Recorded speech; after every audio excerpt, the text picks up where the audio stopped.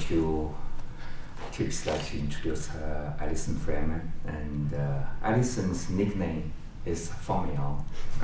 It's a Chinese name, Fangmiao. And Alison and I, we knew each other in the year of 2001 to 2002, and we were working in the book of translation of my book. Actually, it will be published by Green Integer, and hopefully this year. We have a long time waiting for that. We have been, So at that time, I worked in the English department. Alison was a student, and was a very talented student in comparative literature and creative writing program. So two of her professors, Forrest Gander and Keith Wardrop, and so they put up both of together. I had a really pleasant but hard time with Alison to do the translation of my work, because those translation was like a prose and prose poetry. It was really hard, but Alison did a wonderful job, and part of her thesis for the graduation, and the book was quickly accepted by the publisher, which is a Green Integer. Back then was named Sun and the Moon. It is a very good public press. And then Alison told me, and she got the fellowship and the Fulbright fellowship. She applied several fellowships, and she got most of them, but she said, okay, I only could pick out one, so she picked out the Fulbright. Went to China to something about dance program and research China and in Chinese culture, and I said, wow, this is a pretty. At the beginning, I thought she had to go to China. I'm native Chinese. I come from China, and I just thought that's really excellent move to go to China. Then China was just about opening the door and really welcome all the talented people coming from foreign country, and provide a lot of chances to people to work there. And I thought that Alison would just stay there for a year with the fellowship, and then later come back. We will work with another book, or maybe Alison also writing. We could work with translation of Alison work to Chinese. But then we have been contacting, we have been connecting through the email and the telephone, and Alison's had been hanging in China, stay there, hanging there, not coming back. Of course, coming back with visiting to the parents and the different activities in this country.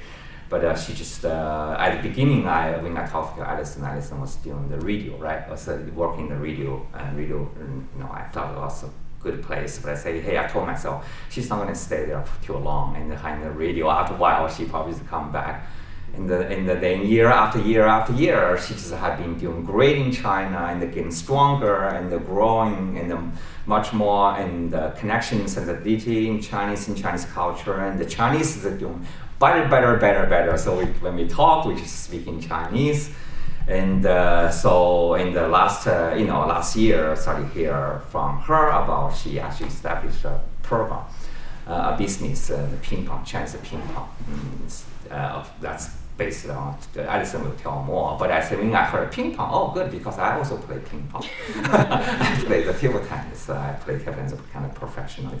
So I was just really shocked and so thrilled and happy for Alison too.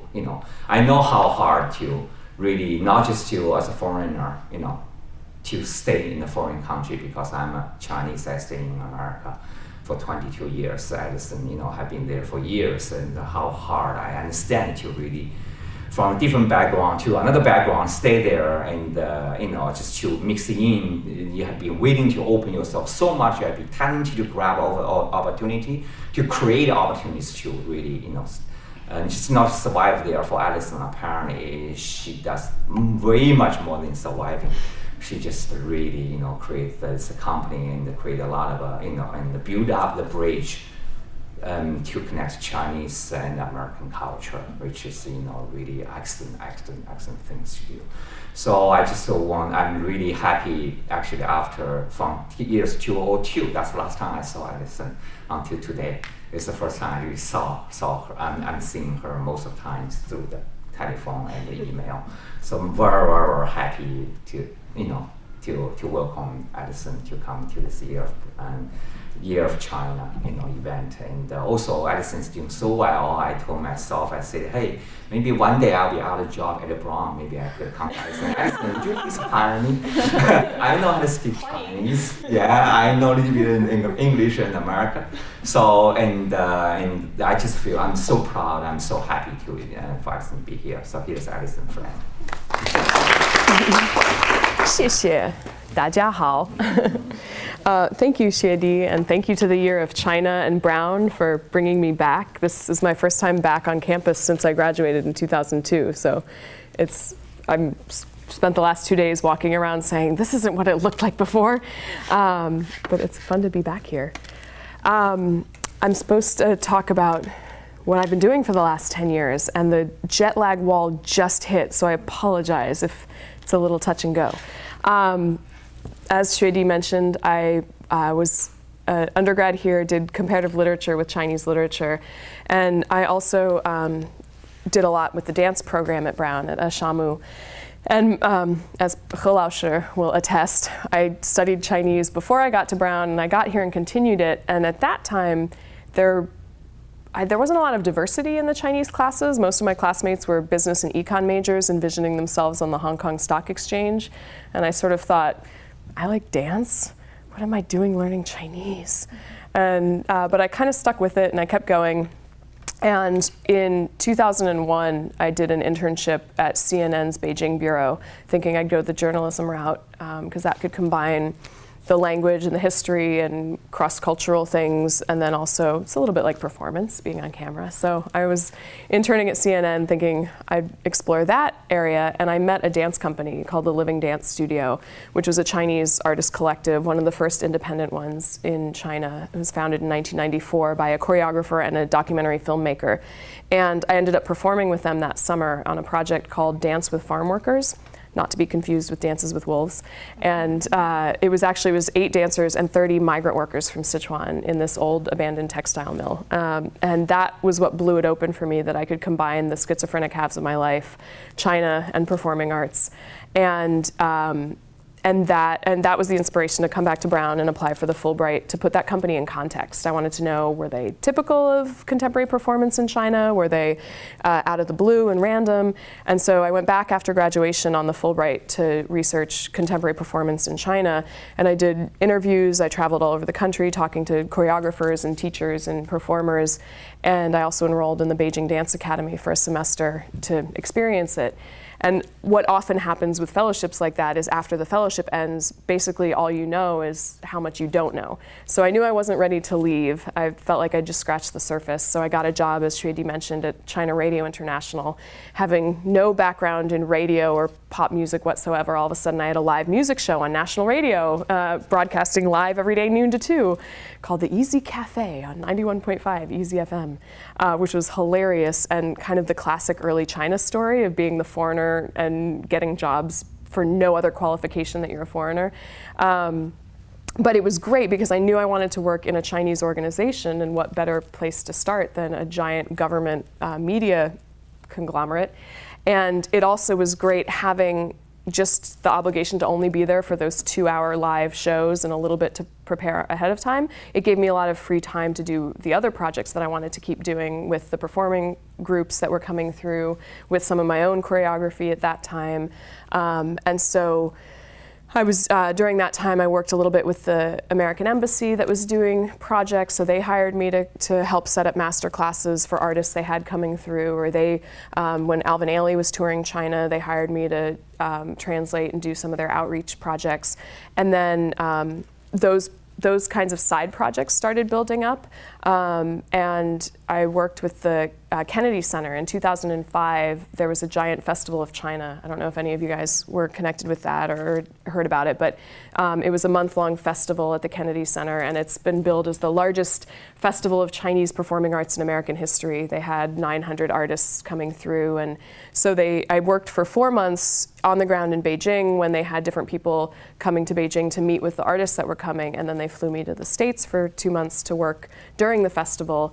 And it was really heartening after having been in China at that point for 3 years to see how much interest on the America side there was in the Chinese performing arts. It was kind of nice to know you're not alone in that interest. So to see the audiences and how much interest there was in seeing more of the performing arts of China. And so that all of these projects, what linked them all, I mean, because there was lots of kind of disparate things going on, but what linked them all was that it was ways to use the performing arts to connect China with the rest of the world. And that was what was really exciting, because that was, I feel like there's always been this sense of a growing interest in China, and every time you're there, you're like, now if I leave, I'm gonna miss it. But that's been going on for the past, however many decades. But it felt that way while I was there too. It was that, oh, now is the time that China's really rising, and now is the time that China's really entering the world stage. And so it's continued to feel that way, and therefore there was this feeling of urgency for different ways to help other people understand China better, help China understand the outside world more. And so even though I loved the performance side of everything, what was a little more gratifying was finding ways that I could use my love of performing arts to bring the different, as our motto of Ping Pong Productions, bring China and the world together through the performing arts. And so, so the Kennedy Center was a project, then I was working with the Beijing Modern Dance Company, and then I worked with the composer Tan Dun. And again, each time I had these full-time jobs, I had all these side projects going on at the same time with different companies coming through and translating or consulting for them. And as the side projects built up and up and up, they started to take over and take a lot of my focus away from my day job. And so that was part of the inspiration for founding my own company, to take all of those side projects and put them under one umbrella, with the overarching theme of bringing China and the world together through the performing arts. So Ping Pong Productions was officially established or registered actually 2 years ago tomorrow. And we've started over the last 2 years on a project basis, working with different organizations that touring China, Chinese groups, bringing them abroad, advising different groups on how to make their programs more international. I did a project this last October with the Guangzhou municipal government. There are more and more festivals in China now, and the Guangzhou municipal government has been trying to do a big international performing arts festival. A lot of times they slap international in the title, and really it just means they've got one second-rate Russian ballet troupe there. So they were trying to actually truly make it more international. There was a conference linked to the festival, so that's what they hired me to invite different managers and producers and festival organizers from all over the world to come to the conference. So I worked with them over a period of time, and we had about 15 different managers and festival organizers come to the conference. And it was, I think it was everybody's first, of that group, it was everybody's first time in China. So it was really exciting and hilarious to see their reactions to China and to the noise and the kind of sensory overload that it can be. So those are some of the projects that we've been doing over the last 2 years, and now we're transitioning into full-time staff and full-time people, and we'll have an office functioning in Beijing and one in the States. And I've been in China full-time for the last 10 years, and now my lungs are asking me to spend more time in cleaner air. So we're transitioning into that realm now. But that's kind of a really fast and furious overview of where we are. And I know some people have to leave early, so I'd kind of, I don't know, jump the gun and love to move to questions before people have to run. Or just kind of hear where your guys' connections are with China too. Are all of you East Asian Studies or China-related majors? Yes, no, no, no, none, no. Have any of you been to China? Yes, yes, 2. You can raise your hand. JD. Yeah. Have you been to other Year of China events? Yes, no. You're organizers, of course you guys have been there.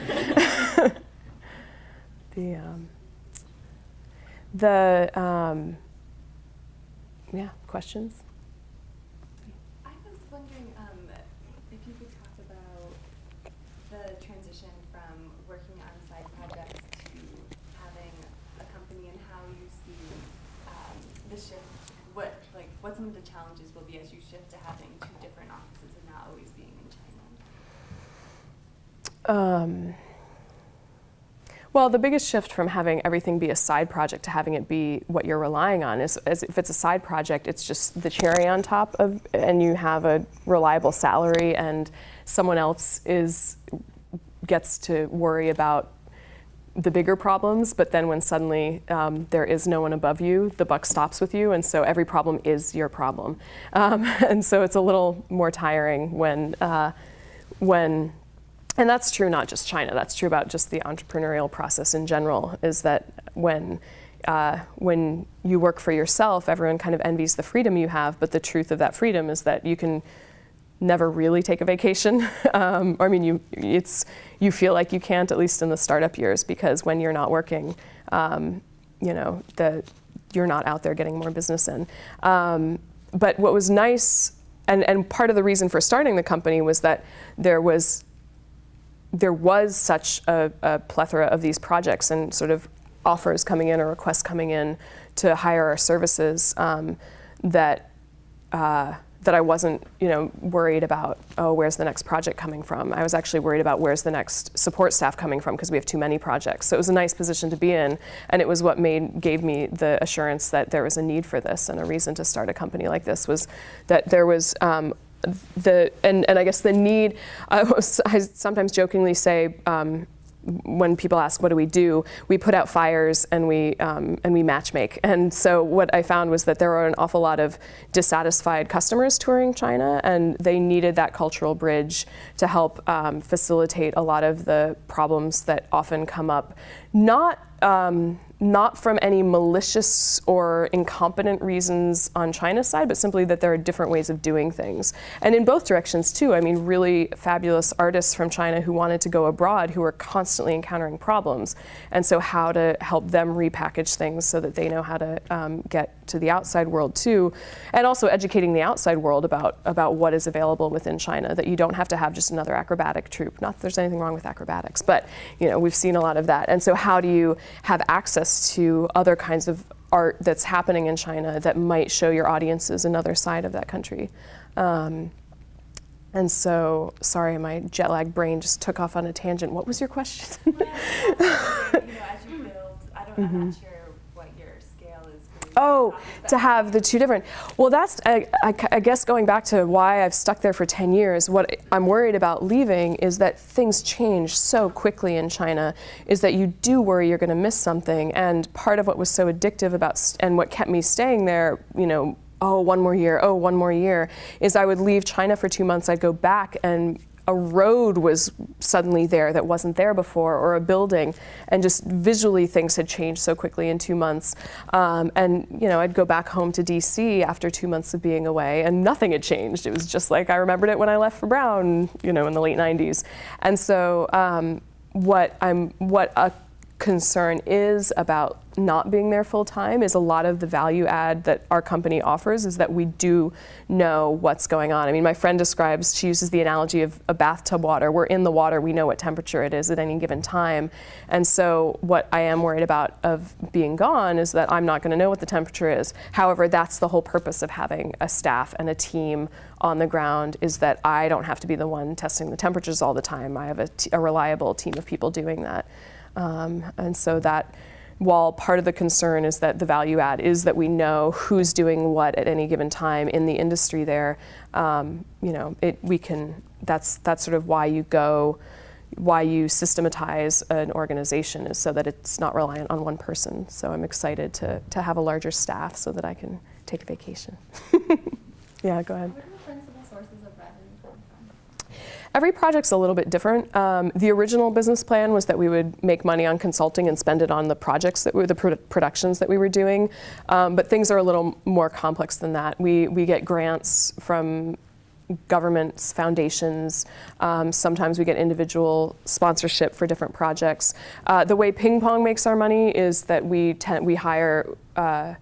We charge fees for our services, so it's consulting fees, it's project management fees, but then we also do a lot of fundraising for our projects too, and so then then our fee is a line item in the budget for the project, and then those fundraising fees come from still largely international sources, not Chinese sources. Although, like I said, the Guangzhou government hired me and paid me a consulting, paid us a consulting fee for 6 months, kept us on retainer. So the government in China is paying fees. And then certainly if Chinese organizations like Tao Dance Theater is a company that we represent and we manage, and that's a very simple commission-based fee with them. So when we book their tours, we do a percentage commission and all the performance fees that we get for them. So every project's a little bit different, but it's multiple sources for everything. Yeah. Why ping pong, and how did you develop the name? It's a nod to ping pong diplomacy, because we're interested in cultural diplomacy, so it's a reference to that. I liked that it was pronounced the same in both languages, so that simplified things. I liked that it's the idea of back and forth. I thought that was inherent in the name of ping pong. And also I liked that abroad, as soon as people hear ping pong, they think China. So it was an immediate China reference. It was pronounced the same in both languages. It referenced the diplomacy aspect of what we do. And I wanted something a little playful. I didn't want a very serious name, memorable. But it's interesting, I get more questions in China than I do in the States or in Europe about whether or not we actually work with the sport ping pong. And I think that's because in China, that's still, it's much more common. People actually play ping pong, and there are organizations that do stuff with the sport, so they'll ask us if we actually do that, whereas internationally it's very rare that someone from the States will say, oh, so you do ping pong players and you represent, sports teams. It's like, no. They get sort of the more slant reference, yeah. You mentioned how your company is really good at knowing the cultural nuances of each nation. And so I was wondering, when you were helping the Kennedy Center organize that festival, what were some maybe misconceptions that came up?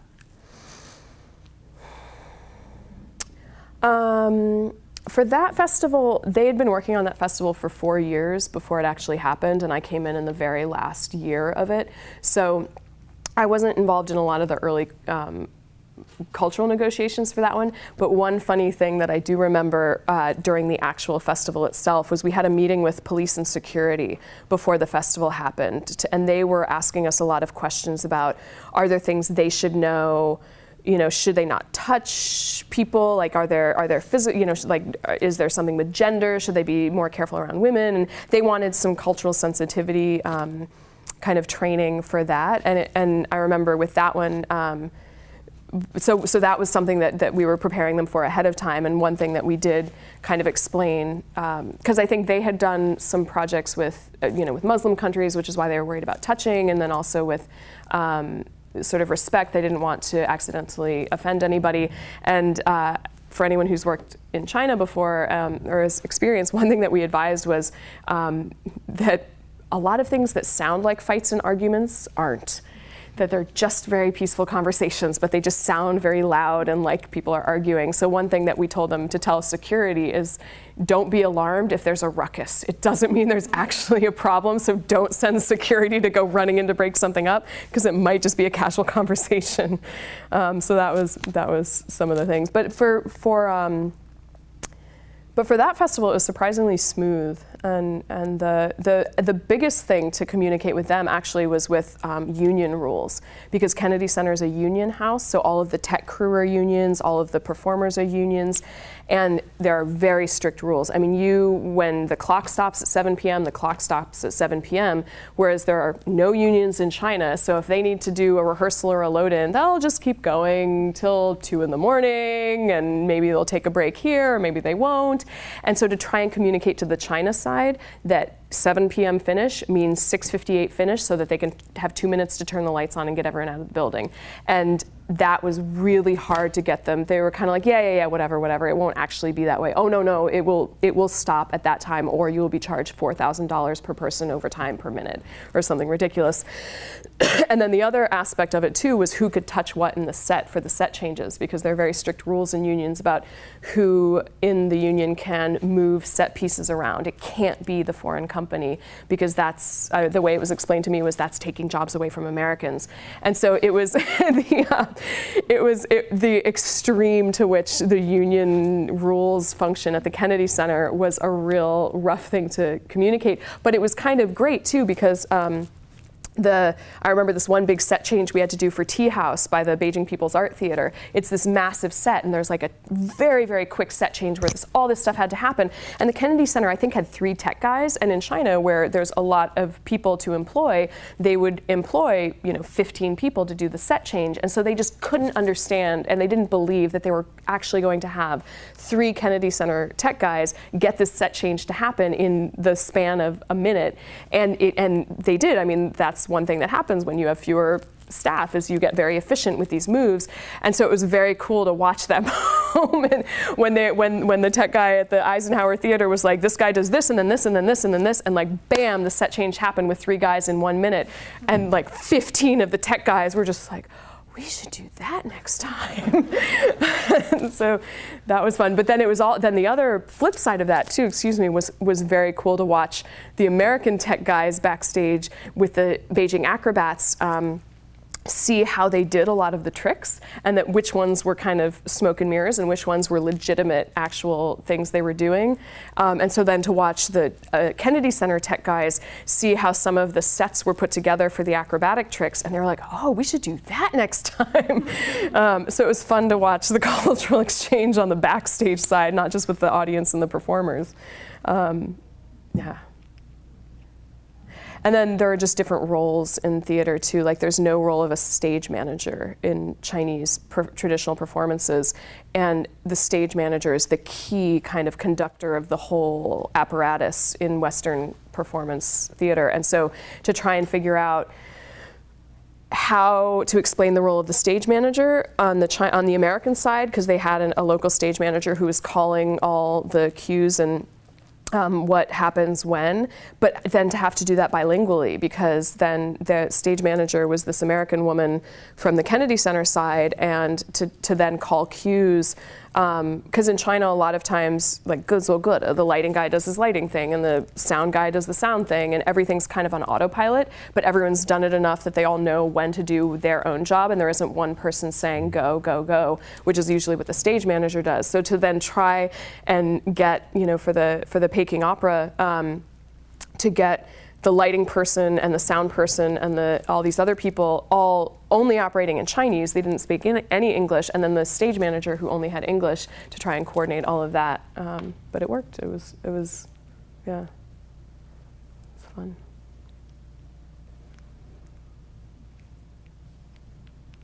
Yes. Can you talk about your experience as a woman creating your own company in a foreign country? Do you think things would be a little different, or would have, you know what I'm asking? Yeah. Like many things, there's the plus side and the minus side of it. I think sometimes it potentially would be easier to come in as like a big white businessman and, go have drinks with the government officials and drink them under the table, and then we can do business together. Then the flip side of that is, I think, as a young foreign woman, you can sometimes get away with, or not get away with, but you get a get out of jail free card in a lot of respects, because it's disarming, maybe, that not that you're taken less seriously, it's that you're not viewed as a threat. And so so it's easy to kind of come in and play the, not the confused foreigner card, but that it can be helpful in ways as opposed to a liability. The age thing is harder than the gender thing in China, because I think there's, and even in the States too, I mean, I think there's just credibility given to age in business in a lot of countries and cultures. And so to be a younger, not so young anymore, entrepreneur in China is a little bit trickier than, say, starting a business in the States would be. Certainly in the performing arts world, you're given a little more leeway because there are just more women in the arts in every country. But still in China, it's pretty male-dominated. But yeah, being a female there, it gets you out of certain things. I mean, there is this expectation for drinking culture in doing business in China. And as a woman, you just don't have to drink as much. They will let you get away with not doing that. Whereas I have some guys who have their own businesses. And again, it's different what kind of business you're doing, but they've just gotten very sick at these dinners, and I just don't have to do that. I forget sometimes that I'm a female, and that has gotten me in trouble before because I'll forget and I'll just talk to older Chinese businessmen as equals, and that's pissed some people off because they see me very much as a lower level, and if I could remember that that's how they're seeing me, then I could actually get my way better. Like this one example is there was a fellow at this venue in November, and I was not deferential to him at all. Like he was actually being very difficult, and I just spoke to him as someone who was being difficult, and it made him really, really angry, and he became more difficult. Whereas if I had placated him, played up to him, been like the cute, confused, adoring foreigner girl who was much younger, I probably could have, charmed him into getting what I needed. And sometimes that gets very exhausting to remember that you are playing a role in these situations. Yeah. So, I guess, does that answer your question? Yes. So I've lived in Beijing for the past 5 years, and I've definitely seen like a huge shift towards sort of cultural things between China and the States, or like China and the world, and just like through a lot of mediums, through like arts and performing arts and through talks and whatever. So I was wondering what sort of like shift you've noticed in the demographics of like both how China perceives the outside world as well as how foreigners perceive China, like in the 10 years that you've been there.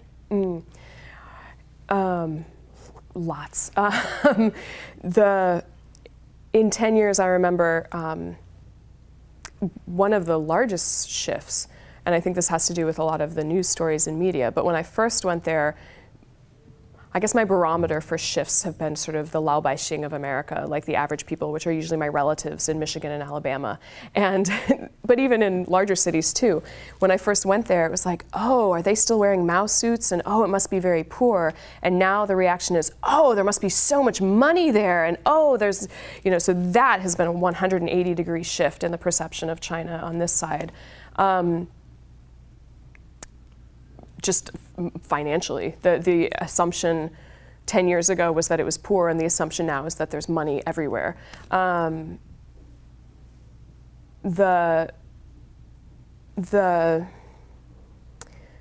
other big change over the last 10 years is in China is I feel like there's, and I'm curious what your experience was in the last 5 years, where I think it's been sort of a quick jump too. As I feel like there's more of everything. There are more foreigners in the big cities. There are more, at least in my field, there are more performances. There are more international tours coming through. There are more things going on. Like 10 years ago on any average Friday night, there wasn't much choice for going out, and now there's too much going on. And you can, it feels like DC or New York, or you might miss something. You can't make it to everything. There's more awareness or access to information about the outside world, and because the outside world is doing more in China, so I think there's just more and more and more of everything. Yes, that is my answer. Sorry, I blame jet lag. You had a question. I was just wondering, since China has become one of the biggest bankers for both the U.S. and Europe, how big is the opportunity? How big is the demand for entertainment, performing arts to go over there? And can we even think about meeting that demand, or is it even a growing opportunity for people here? It's definitely, back to my more and more and more and more, there is more interest and more opportunity for international companies to perform and tour China. It's not as easy as people, I think, would assume, given all the discussion of how China is the banker to the world. There is this perception that there's so much money there, but that doesn't mean that money is going to the arts. And so still venues don't pay the level of performance fees that they pay in the US and Europe. And so I get a lot of interest and requests. Everyone and their mother wants to tour China right now, because they assume, well, there's no money to tour in the US anymore, well, we should go tour China. It's still a developing market for performing arts. And so even a venue like the Guangzhou Opera House, which was designed by Zaha Hadid and is supposed to be, one of the top performing arts, China's desires for this to be one of the top performing arts venues in the world and compete with the Kennedy Center and Lincoln Center, well, they will not pay even a half of what fees that they ask for. They still kind of want it both ways, that, oh, we're the next superpower, oh, but we're still a developing country, so you pay for your arts to come perform here. And European countries, although recently it's less so because of all the cuts in funding in Holland and the UK, European governments are still perfectly happy to fund their orchestras and their ballet companies to go to China. And so ironically, even though I'm an American and a lot of what we do is US-China work, I've worked a lot more with European countries because the funding's there, and American governments don't really necessarily pay for our arts to go abroad. And so on the one hand, there is more of a demand and more of an audience for international work, but it's still very difficult to get the financing to work because China doesn't have a developed touring market. Companies will still come, perform 2 shows in Guangzhou and go back. They won't go and tour. And the way most performing arts groups sustain a tour is you go to more than one city or you go and do more than 2 shows. Otherwise, how are you going to justify the international airfare? Who's going to cover it? So even though there is more demand and more audiences and more interest, it's still hard to find. The funding isn't at a level yet where it's necessarily sustainable. So everything still has to be underwritten. Yes. How has the Brown Network benefited you in your time? Because you spent almost all of your time in China. Does it exist there? Have you been able to take advantage of it there? Or have you used through channels here? There is a great Brown network there. There's a Brown alumni group in Beijing and Shanghai. It's not as active as a lot of the other schools. A lot of the other schools have had much longer alumni networks there, and so I haven't used it. A lot of people have used me being over there. Like I get a number of emails and requests for information from Brown students or Brown grads, which I really like to be able to kind of share information and resources. Coming back for the Year of China at Brown, this was probably, I heard about this through the Brown alumni group in China, and they were really active in trying to promote this and connect the alumni over in China with this Year of China at Brown, and to try and kind of do a Year of Brown in China, so we've done some events there, and we're going to keep having some sort of different speakers every couple of months to connect the Year of China at Brown. But I don't know. It could be improved upon. I think because I think it's a larger network than we realize. It's just not very connected. It's pretty san. It's pretty spread out, and the group. I feel like there's something a little bit characteristically Brown about the group being pretty lackadaisical and not so structured and organized as the Yale or Harvard groups, which are very organized and very structured and have done things there for decades. So Brown's a little bit kind of ebb and flow, depending on who's at the helm. Yes? So how do people, I guess, get in contact with you, or how do these groups find you in the US and in Europe? Yeah. Now they do it through our website. Before that, it was all word of mouth. I mean, having done a couple of projects, like the Kennedy Center found me through Alvin Ailey found me through the embassy found me through Fulbright, and then everything just builds on that. And there aren't, I mean, this is another one of the reasons I set up Ping Pong, is that there aren't Americans working in the performing arts in a sustainable way. And so I saw that need there. And so now we've developed, we've established ourselves as sort of the go-to organization for performing artists who want help with doing things in China. There are established booking agents, and people have other routes, but a lot of times like I said, we're brought in to put out fires when they've had a rough time with whoever they're working with, and then they bring us in to kind of try and patch things or make it work a little better. So word of mouth is the short answer, through our past happy clients. And yeah, and then I go to a lot of conferences. There are tremendous numbers of performing arts conferences all over the world, and in New York and in Singapore and Korea, and so I try and go to those, and I find those extremely valuable. And just meeting other people working in the field, either in that region or totally unrelated regions, which helps to then know who to call if a Chinese group is going to be in London and wants to add extra shows, and to know who in London to call. Yep. Mm-hmm. How do you work around visa issues? Does your company handle that aspect of things, or do you outsource that? China visas are surprisingly easy. So if foreign companies are coming to China, compared to the American visa process, which is just a giant nightmare, like that is the bane of my existence when I'm bringing Chinese organizations here. Fortunately, the way we work is we always, because we're about bridge building and collaboration, we always have local partners on both sides. So if I'm bringing a Chinese organization here, we work it into the contract, so it's the responsibility of the inviting organization to do the visa, hell.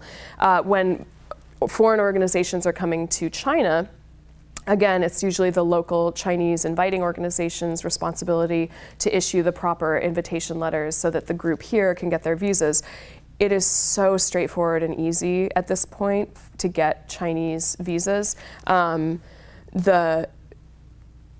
And ironically, most performance companies come over on tourist visas and no one asks questions. You do need a performance permit to perform. Once you're in the country, people, are not checking visas at the door to make sure that everyone who's there working is on a work visa. If you're coming through a larger organization like the Guangzhou Opera House, they'll issue, they might have you come on an official performance work visa, but then you just need their stamped letters, and it's pretty straightforward. So the visa issues going to China are far less of a headache than getting Chinese nationals out of the country. Yeah. Although that's easier than even 5 or 10 years ago. I mean, it used to be really hard. The individual passports weren't even issued until I think maybe 15 years ago. It was all under your work unit, and it was much more complicated. Now China's really opened up, and people have individual passports that are theirs, and they can get visas as they need to.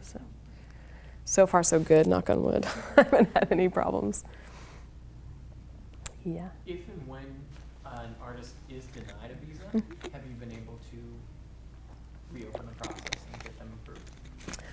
I've never had an artist denied except one time, which, God bless America, was America rejecting a transit visa. We weren't even going to America, we were going to Mexico, but the people who booked our tickets made the mistake of booking us changing flights in San Francisco, which I did the calculations. So it was 20 people.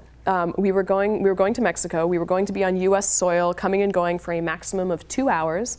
I clocked 70 hours in the visa process to get transit visas for the Chinese to change planes in San Francisco. Everybody except one guy got the visa, and because it was just one person, they just rerouted him so that he changed planes in France to go to Mexico, and you don't need a transit visa to change planes in France. So usually you can't appeal if it's rejected. I mean, or you have to wait depending on the country, you have to wait a certain period before you apply again. So that was the only experience I've had where someone was rejected, and we weren't even coming to America, and he was rejected for an American transit visa, which is just how ridiculous I find the process here. And then vice versa, going to China, and knock on wood, we've never had a foreign company be rejected for visas coming to China. The permits are trickier, and there is no appeals process for that either. You either get it or you don't, and you're not supposed to kind of redo it. But we've been able to do that before. Like we did have a permit rejected for a show, and we were able to reapply through another office for a different kind of permit, which you're technically not supposed to do, but it worked out, so we did that.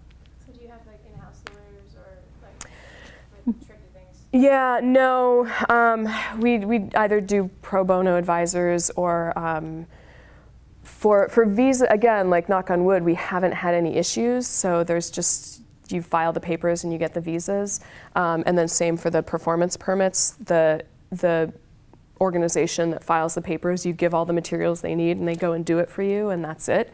When we did have a permit rejected, I didn't ask lawyers for advice. I asked people who had used to work in the government who knew how best to handle it, and they just gave me advice. But yeah, but I have lawyers that I've had, like for contracts, that's a whole other bag of worms, can of worms, bag of hammers, unpleasantness. And so for the contracts, I definitely have, there's a Chinese law firm, but the main partners got their legal degrees both in China and at American law schools, and so they kind of know both sides, and so they've been very helpful. And I've used them both. They've helped me both pro bono, and I've just hired their team to look at contracts and fix them. Yeah.